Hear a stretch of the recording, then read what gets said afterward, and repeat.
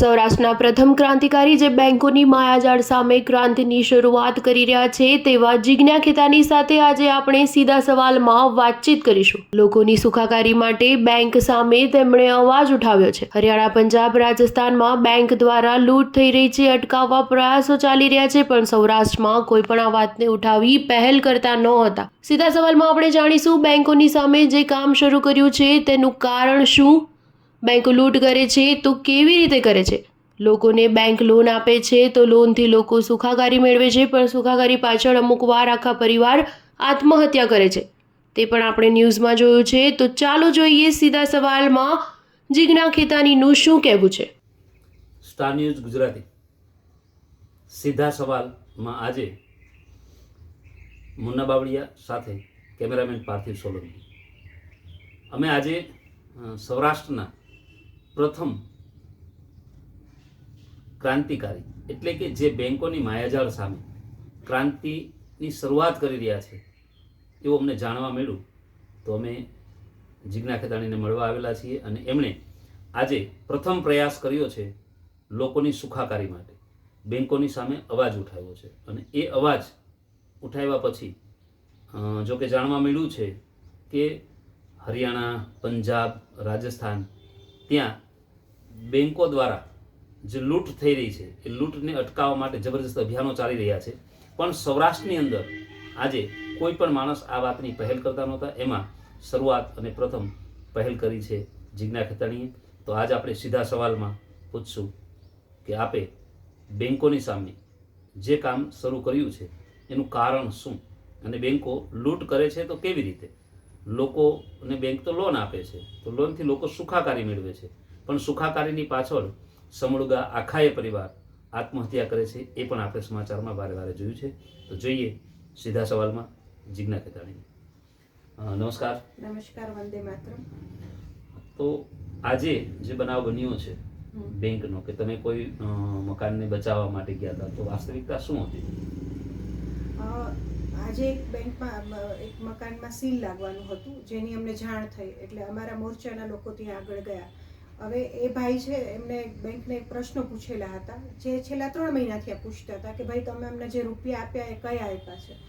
એના માટે એને કલેક્ટરની, કમિશનરને બધાને આવેદન આપેલા હતા, પણ બેંકે કોઈ જવાબ ન આપ્યો અને દાદાગીરીથી એનું મકાન સીલ કરી લીધું। હવે કોઈ પણ વસ્તુ, આજે તમે બેંકના કસ્ટમર છો, એઝ એન કસ્ટમર તમને ક્યારેક કોઈ ડાઉટ આવ્યો કોઈ વસ્તુ માટે તો તમે પૂછી શકો છો, તો તમે એ ડાઉટને ક્લિયર કર્યા વિના એકતરફી નિર્ણય આપી અને દાદાગીરીથી ગુંડાઓ સાથે લઈને આવે, સાથે પોલીસ પણ હતી, પણ બેંકના જે કલેક્શનના ગુંડાઓ હોય જેને ટાર્ગેટ આપ્યો હોય કે આ મકાનનું આજે આ કરવાનું છે, સાથે એના વકીલ હતા, એ બધા દાદાગીરીથી એક માણસનું જે અમારા ટીમના મેમ્બર હતા એનું મકાન ખાલી કરાવીને અને સીલ મારી દીધું છે। અને એમને અત્યારે રોડ ઉપર છે, એ ભાઈ પાસે રહેવા માટે કોઈ જગ્યા નથી અને એ પોતાની ફેક્ટરીની અંદર અત્યારે હસબન્ડ વાઈફ રહેવા માટે જતા રહ્યા છે। Okay, thank you. તો બેંકો જે લોન આપી રહી છે બરાબર, એ ખરેખર લોન લોકોની સુવિધા માટે આપી રહી છે કે દેશને લૂંટવા માટે? આપનું શું કહેવાનું છે? બેંક દરેક આજથી 10-20 વર્ષ પહેલાં લોન લેવી એ બહુ અઘરી હતી। અત્યારે તમને 2000ની, 5000ની ઓનલાઈન લોન મળે છે, પાન કાર્ડ ઉપર, આધાર કાર્ડ ઉપર, કોઈ પણ વેરિફિકેશન માટે વિના લોન આપે છે। લોન આપી અને બેંક એનો એક વ્યવસાય છે જે આગળ વધારે છે, જેમાં વ્યાજ અને ચક્રવૃદ્ધિ વ્યાજ લગાડી અને લોકોની જે સાચી ઉર્જા છે, સાચી મહેનત છે, જે આખો દિવસ મહેનત કરી અને એ લોકો રૂપિયા બચાવી અને બેંકને ભરે છે। માની લો કે એ નથી ભરી શકતા, ક્રેડિટ કાર્ડ છે, લોન છે કે કોઈ પણ કોઈ ખેડૂત છે જેની ખેડૂતનો પાક ખરાબ થયો અને એ નથી ભરી શક્યો લોન, તો એ ઓરિજિનલ જે પોતાની ઉર્જા છે એ આપી અને એ માણસ એ બચાવવા માટેની કોશિશ કરે છે, પછી સગાવાલા પાસેથી પણ રૂપિયા લઈ અને એ લોન ભરપાઈ કરવાની કોશિશ કરે છે। જ્યારે એ નથી ભરી શકતો ત્યારે એ આત્મહત્યા માટે મજબૂર થાય છે, ફેમિલી રજળતું કરી દે છે, અથવા વર્ષોની મહેનત પછી કોઈ નાનકડું એવું ઘર કોઈ બનાવ્યું હોય એ છોડીને એને જતું રહેવું પડે છે। તો આ બધું વાંચ્યું ત્યારે આપણને એમ થયું કે આ કેન્ડલ લાઇટ સળગાવી અને તમે મરેલા લોકો માટે અથવા તો જેનું મૃત્યુ થયું છે એના માટે તમે કંઈ બોલો છો અથવા તો એક ભેગા થાવ છો, એના કરતાં એકચ્યુઅલમાં કોઈ આપણે સ્ટેપ ઉઠાવીએ અને બેંકોને પૂછવું જોઈએ કે ભાઈ તમે અમને જે રૂપિયા આપ્યા એ કયા રૂપિયા છે. ઓકે. એટલે એ રૂપિયા બાબતના જ્યારે અમે પ્રશ્નો પૂછીએ ત્યારે બેંક પાસે કોઈ જવાબ જ નથી અને બેંક તો એકતરફી ન્યાય પોતાને આપી અને પોતાની જાતને સાબિત કરી અને ગમે તેમ કરી અને લોકોના વાહન લઈ લે છે, જમીન લઈ લે છે, ઘર લઈ લે છે, ઘરે ગુંડા મોકલે છે. 500 રૂપિયા પણ બાકી હોય તો ઘરે ગુંડા મોકલી અને જોહુકમી કરે છે. તો આ બધું જોઈ અને ત્યારે એવું લાગ્યું, પછી અમે થોડું યુટ્યુબમાં સર્ચ કર્યું અને એક ગ્રુપમાંથી ખબર પડી કે જનતા સરકાર મોરચો છે એ આ બાબત માટે લોકોના માટે હેલ્પ કરી રહ્યું છે. તો અમે એનો થોડા સેમિનાર લીધા, અમે સમજ્યા, એની બુક્સ વાંચી અને ખબર પડી કે બેંક તો આપણી સાથે બહુ મોટું ફ્રોડ કરી રહ્યું છે. તો અમે લોકો એક ગ્રુપ બનાવી અને લોકોને મદદ કરીએ છીએ. જિજ્ઞા ખેતાણીનું કહેવાનું એમ છે કે અમે લોકોને જાગૃત કરી રહ્યા છીએ અને વાસ્તવિકતા, સાચી હકીકત શું છે રૂપિયાને લઈને. બેંકો લોન આપે છે એ તમારી સુખાકારી માટે આપે છે એવું તમને લાગે છે, પણ બેંકો લોન આપે છે એ તમારી ઉર્જાથી કમાયેલું ધન વ્યવસ્થિત લૂંટ કરવા માટે આપી રહી છે, આવું ઉભરીને સામે આવે છે. નજરે જોયેલા કિસ્સા ઘણા બધા છે કે પોતે કમાઈને વર્ષો સુધી પૈસા ભર્યા પછી લાસ્ટમાં જ્યારે પહોંચી નથી વળાતું ત્યારે આખાએ પરિવાર નાના ભૂલકાઓ સાથે આત્મહત્યા કરે છે. તો આના ઉપર સરકાર કોઈ સવાલ ઉઠાવતી નથી કે જવાબ આપતી નથી.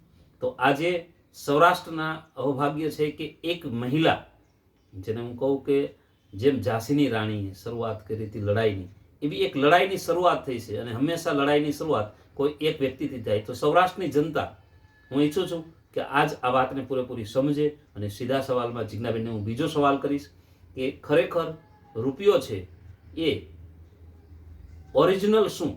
રૂપિયો કોને કહેવાય? હરેક નોટ છે તો એને આપણે બધા રૂપિયા સમજીએ, તો રૂપિયો એટલે શું? તો રૂપિયા વિશે આપ મને વિસ્તારથી બતાવશો?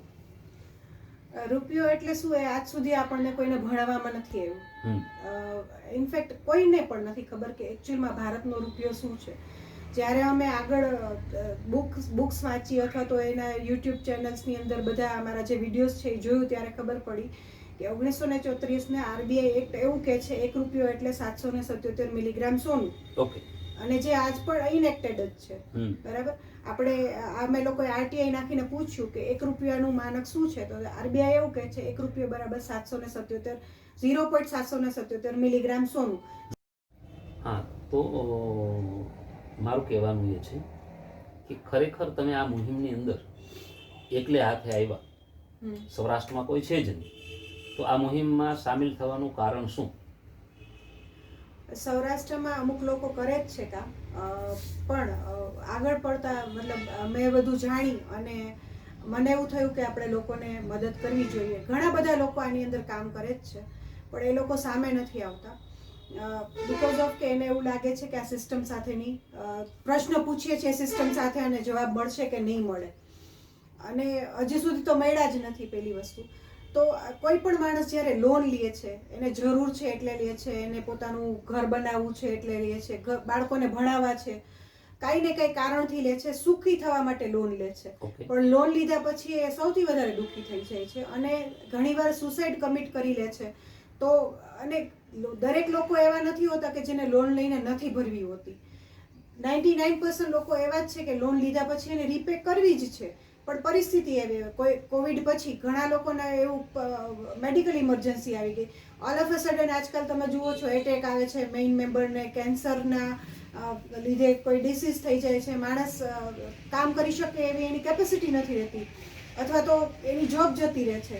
કાંઈ ને કાંઈ એવી પરિસ્થિતિ આવે છે જેના લીધે એ રેગ્યુલર હપ્તા નથી ભરી શકતા. એ ભલે ક્રેડિટ કાર્ડ હોય કે લોન હોય કે કોઈ પણ વસ્તુ હોય એમાં નથી ભરી શકતા. તો બેંક એની ઉપર પરિસ્થિતિને કોઈ પણ સમજાવીને એ લોકો એમને તેમ ચક્રવૃદ્ધિ વ્યાજ જે લગાડે છે એના ઉપર પણ અમે પ્રશ્ન પૂછ્યો કે તમે વ્યાજ કઈ રીતે લ્યો છો, એનો પણ એમને જવાબ નથી આપ્યો.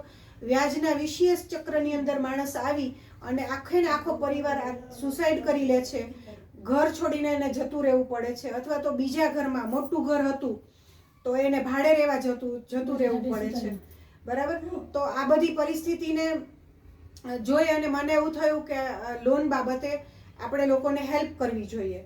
જ્યારે વિજય માલ્યા અથવા તો મોટા મોટા ઘણા બધા આપણે જોઈએ છીએ રોજના રોજ બરોજમાં અદાણી છે, અંબાણી છે, એ લોકોની લાસ્ટ યર 1 લાખ કરોડની લોન માફ થઈ. જ્યારે નાનકડો એવો ખેડૂત જે આખો દિવસ ને રાત મહેનત કરે છે, જે પૂરો દિવસ માની લો કે આપણા લોકો માટે ધાન પકાવે છે અને આપણા લોકો એના લીધે તો આ દેશ ચાલે છે, કેમ કે આપણે કૃષિ પ્રધાન દેશ છીએ. તો એની 1000ની લોન પણ મુકતી નથી અને આ મોટા મોટા લોકોની આટલી લોન માફ થાય છે. અમે એવું નથી કહેતા કે લોન તમે માફ કરો, પણ તમે રૂપિયા ક્યાં આપ્યા છે લોનની અંદર એ તો અમને સાબિત કરો. આ જે લૂંટ ચલાવે છે અને બેંક દિવસે ને દિવસે એની લૂંટ વધારતી જાય છે, કેમ કે એ ગમે એ વસ્તુમાં લોન આપે, નાના માટે લોન આપે, આ આપે. તો લોન આપીને એ આપણને સગવડતા આપે છે કે લોન આપીને આપણે ગુલામ બનાવે છે? એકચ્યુઅલમાં તો આપણે એના ગુલામ બની જાય છીએ ને, કે કાલ સવારે કાંઈ પણ પરિસ્થિતિ આવશે તો એ આપણી વસ્તુ આપણે લઈ લેશે. આપણી ઓરિજિનલ ઉર્જા જે પૂરો દિવસ માણસ મહેનત કરી અને કમાય છે અને કમાઈને બધું બેંકને આપે છે. હવે બેંક પાસેથી તમે જરાક પણ ચૂકી જાઓ તો તમારા ઘરે મોકલે છે ગુંડા મોકલે છે, ગમે તેમ ફોનમાં લેડીઝ પણ આજે ટેલિકોલર આવે એ જેમને તેમ ગાડું બોલે છે. બીજું મેં ઘણીવાર એવું પણ જોયું છે કે તમે ઓનલાઈન લીધી હોય લોન તો તમારું ફોન બુક FBની અંદર ફેસબુકમાં નંબર્સ બધા હેક કરી અથવા તો ફોન બુક હેક કરી અને તમારા રિલેટિવ્સને બી કહે છે કે આ માણસે લોન લીધી છે ને એ ભરતું નથી. તો જે માણસે લોન લીધી છે એને ભરવાની છે અને સગાવાલા ને ફ્રેન્ડ એ નહીં ભરે, બરાબર? તો આરબીઆઈ રૂલ એવું કહે છે કે તમે તમારા ફેમિલી મેમ્બરને પણ ડિસ્ક્લોઝ નથી કરી શકતા કે આ ભાઈ ઉપર કેટલી લોન છે. તો એ માણસ તમારા સમાજમાં બધાને ફોન કરે છે અને પછી એને શરમજનક પરિસ્થિતિમાં એ માણસ આવી જાય અને આત્મહત્યા કરવા માટે મજબૂર થાય છે. તો આમાં કેટલા પણ પરિવાર બરબાદ થઈ ચૂક્યા છે અને હજુ પણ થાય છે, કેમ કે લોકો ડરે છે, સિસ્ટમને પ્રશ્ન પૂછવા માટે ડરે છે અને ડરનો એ ફાયદો ઉઠાવે છે અને ઉઘાડી લૂંટ કરી રહી છે બેંક. આપણે જાણ્યું કે લોન સુખાકારી માટે છે કે તમને ગુલામ બનાવવા માટે. તો જીગ્નાબેનની વાત સાંભળ્યા પછી આપણને એવું લાગે છે કે બેંકો જે પાન કાર્ડ કે આધાર કાર્ડ ઉપર કે હરેક જગ્યાએ લોન આપે છે, લોકો એને સુખાકારી માટે માને છે, પણ પરિસ્થિતિ ટસનીમસ થાય તો એ માણસના પરિવારનો માળો વિખાઈ જાય છે અને સેંકડો માળા વિખાઈ ગયા છે.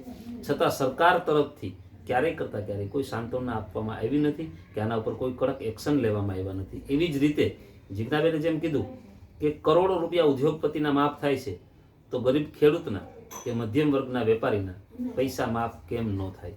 સવાલ છે સરકારને, સીધા સવાલમાં. Okay, start.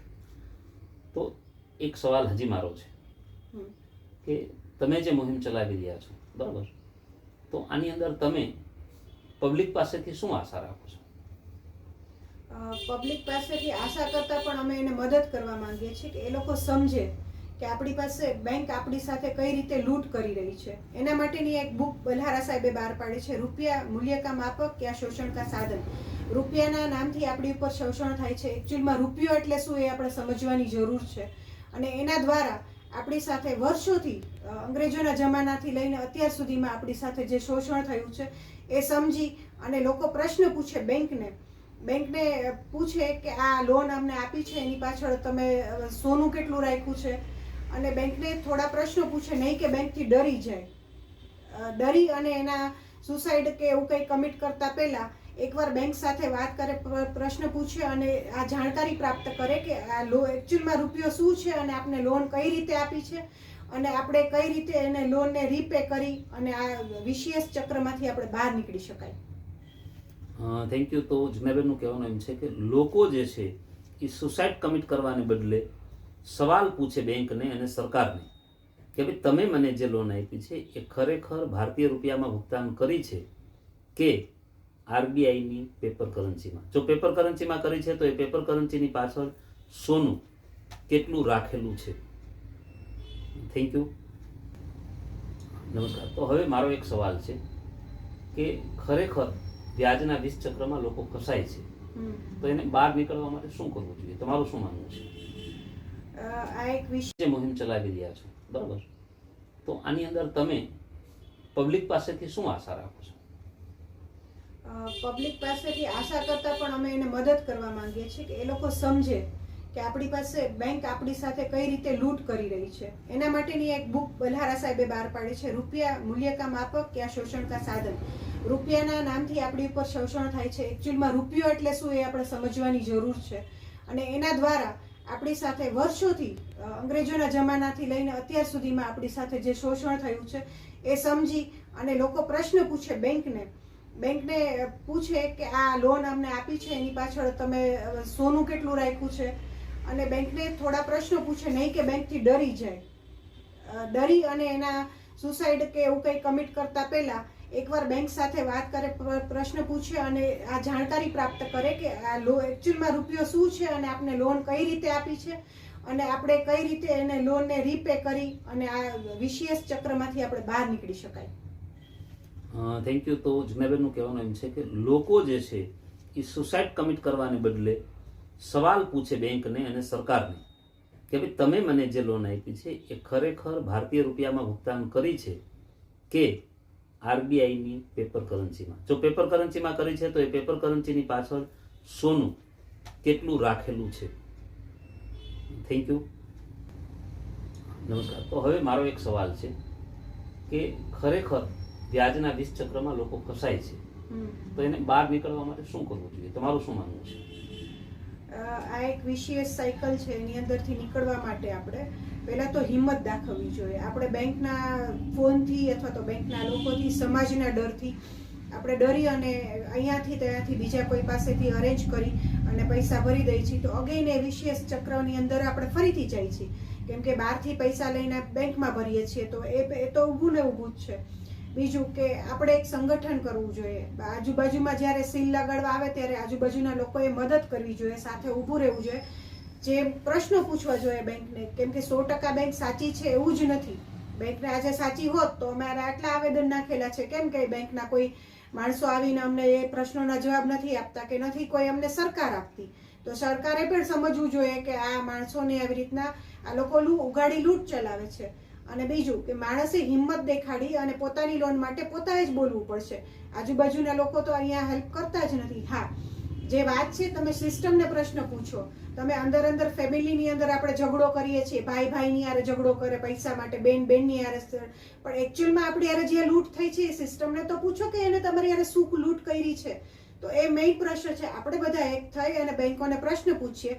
આપણે બધા બને એટલું બેંકને 500 રૂપિયા, 200 રૂપિયા, 100 રૂપિયા, જે કંઈ પણ જેની સ્થિતિ હોય એ નાખીને પૂછીએ, આપીએ. જે આપણી પ્રોમિસરી નોટ છે આરબીઆઈની એ નાખીએ, આરટીઆઈ દ્વારા એને પૂછીએ કે અમારું ઓરિજિનલ જે ધન છે આની પાછળ રાખેલું એ અમને આપો. એટલે આપણને ખબર પડશે કે બેંક આપણને આપશે કે નહીં આપે.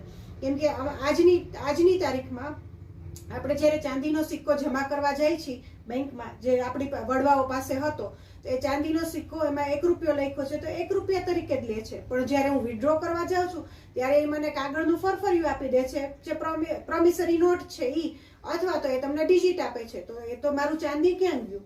જો એ જ ચાંદીનો સિક્કો હું કદાચ બહાર વેચવા જાઉં ચાંદીની સોનાવાળાની દુકાને, તો એ જે પણ ભાવ હોય 2700 રૂપિયા વોટ એવર એ મને આપશે. તો અમારું ખાલી કહેવાનું એવું છે કે જો ચાંદીના સિક્કાની અંદર 50 કિલો ઘઉં માની લો કે આવતા હોય તો પેપર કરન્સીમાં પણ 50 કિલો આવવા જોઈએ. એ સ્ટેન્ડર્ડ કોને ચેન્જ કર્યું? તો એ સ્ટેન્ડર્ડ એક જ હોવું જોઈએ ને. સ્ટેન્ડર્ડ શું કામ ચેન્જ થયું છે? એક જ હોવું જોઈએ. તો આ પ્રશ્ન હું નહીં, બધા જ લોકો એને પૂછે, સો દેટ આ લોનની અંદર જે આપણે બધા ફસાયેલા છીએ અને જે લોકો આપણને ગુંડાગીરી કરી બેંક એનું એકતરફી વલણ છે એ બધું લોકો પૂછશે તો પછી એનો કોઈ રસ્તો નીકળશે અને તો પછી સરકાર આપણને જવાબ દેશે. કેમ કે અત્યારે તો સરકાર બી એવું કહે છે ને આરબીઆઈ એવું કહે છે કે અમારી પાસે વૈધ રૂપિયા છાપ્યા એનું કોઈ અમારી પાસે પ્રૂફ નથી. તો આપણે શું સમજવાનું? તો લોકોએ જ આમ એકઠું થઈને ફાઇટ કરવી પડશે. તો આપણે જાણ્યું કે વૈધ રૂપિયાનું જે કાંઈ એવિડન્સ કે આધાર હોય એ આરબીઆઈ આપતી નથી, એવું આપણે જાણવા મળ્યું. વિશેષ મારું માનવું છે કે સીધા સવાલમાં હું પબ્લિકને સવાલ કરું છું કે તમે, જિજ્ઞાબેને એની શૈલીમાં વાત કરી છે પણ હું મારી શૈલીમાં વાત કરીશ કે તમામ લોકો જે પ્રોમિસરી નોટ છે 100 રૂપિયાની કે 200 રૂપિયાની કે 500 રૂપિયાની, જેની જેટલી કેપેસિટી હોય એ રૂપિયાની નોટ આરબીઆઈને મોકલે, બેંકને મોકલે અને બેંકને કહે કે ભાઈ આ તમારી પ્રોમિસરી નોટ પકડો, આમાં લખ્યું છે કે મેં धारक को 500 रुपया अदा करने का वचन देता हूँ, तो મને મારા 500 રૂપિયા પાછા આપો। જો ભારતની તમામ જનતા આવી જ રીતે બેંકને અને આરબીઆઈને 100, 500, 1000, 2000, 5000 જેની જેટલી કેપેસિટી છે એ મોકલે તો કદાચ આ વ્યાજના 20 ચક્રમાંથી બચી અને ભારતની જનતાના હાથમાં પોતાનું મૂળધન આવી જાય। ખરેખર હું જ્યાં સુધી જાણું છું ત્યાં સુધી, જ્યાં સુધી વાંચ્યું છે ત્યાં સુધી, કે કોઈ પણ રૂપિયા છાપતા પહેલા રૂપિયાની પાછળ ગોલ્ડ મૂકવું પડે। તો સાચું ધન આપણું ભારતનું સોનું અને ચાંદી છે, આપણા હાથમાં જે રૂપિયા કાગળના છે એ આપણું મૂળધન નથી। એટલા માટે મૂળધન નથી કે નોટની ઉપર લખેલું જ છે કે મેં धारक को 100 रुपया अदा करने का वचन देता हूँ। તો હરેક બેંકને, આરબીઆઈને ભારતની જનતા સવાલ કરે અને એનું લેખિતમાં બેંકને આપે કે ભાઈ આ તમારી પ્રોમિસરી નોટ હું તમને આપું છું 100 રૂપિયાની, આના બદલામાં મને મારું મૂળધન પાછું આપો। જો આવું થશે તો ભારતની અંદર એક નવી ક્રાંતિની શરૂઆત થશે અને એક ઉઘાડી લૂંટ જે ચાલી રહી છે એનો કદાચ એન્ડ આવશે અને સેંકડો લોકો આત્મહત્યા કરતા બચશે। આજ સીધા સવાલમાં આટલું જ। જય ભારત। હું છું મુન્ના બાવળિયા, કેમેરામેન પાર્થિક સોલંકીની સાથે। થેન્ક યુ જિજ્ઞાબેન, તમારો આભાર કે તમે અમારા દર્શકોને સાચી માહિતી આપી એ બદલ ધન્યવાદ। ધન્યવાદ। વંદે માતરમ।